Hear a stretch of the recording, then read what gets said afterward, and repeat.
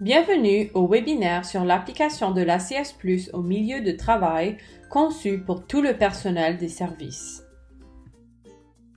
Les objectifs de ce webinaire sont d'appliquer l'ACS Plus au travail dans la conception des programmes, la gestion des données et les ressources humaines. Pour rappel, voici un résumé de l'ACS Plus qu'on a revu dans les modules précédents. L'ACS Plus est un processus analytique qui sert à cerner et à éliminer les inégalités existantes ou potentielles liées au genre et à d'autres facteurs identitaires croisés de façon à améliorer les résultats pour toute la population desservie. La pratique de l'ACS Plus diffère quelque peu selon les fonctions qu'on remplit. Cette section traite de ces différences. Nous allons revoir la mise en pratique de l'ACS Plus dans 3 fonctions: la conception des programmes, la gestion des données et les ressources humaines. L'ACS Plus dans la conception et la prestation des programmes.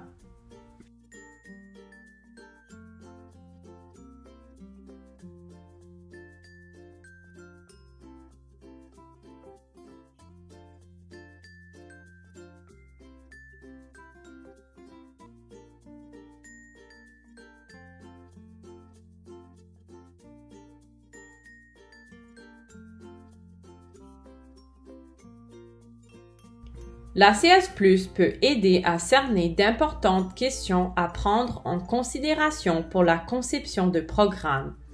Voici quelques questions à prendre en considération dans la mise en œuvre de l'ACS Plus. Quelle est la clientèle cible du programme? Le programme aura-t-il des conséquences sur des personnes autres que la population cible? Quelles sont les caractéristiques de ces populations?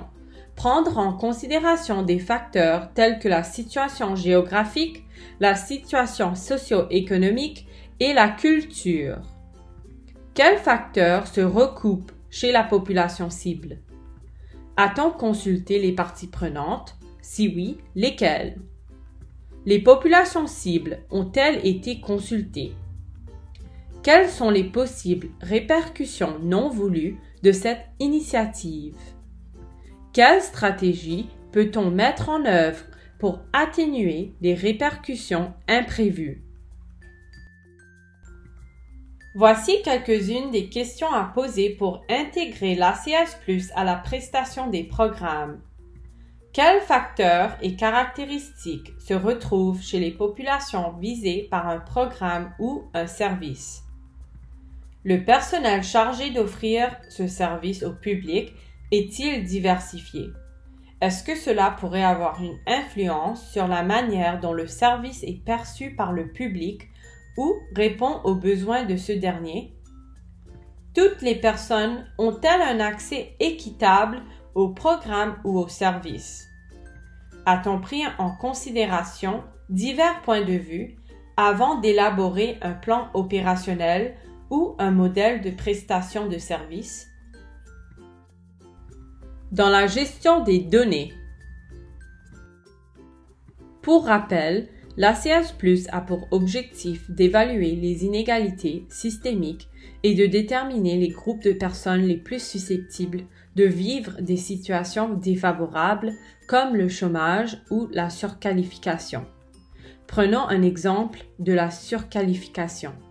Si l'on considère que le genre, on observe peu de différences entre les hommes et les femmes.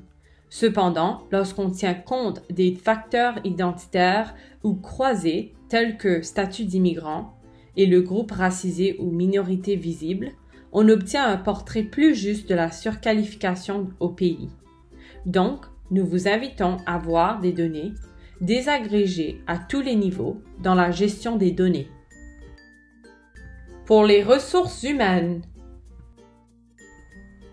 Dans le contexte de l'élaboration de stratégies pour la diversité en ressources humaines, le cadre peut servir à analyser les enjeux systémiques qui régissent la composition du personnel. Ce cadre nous propose les 6 éléments suivants qui a été revu pendant le module 3.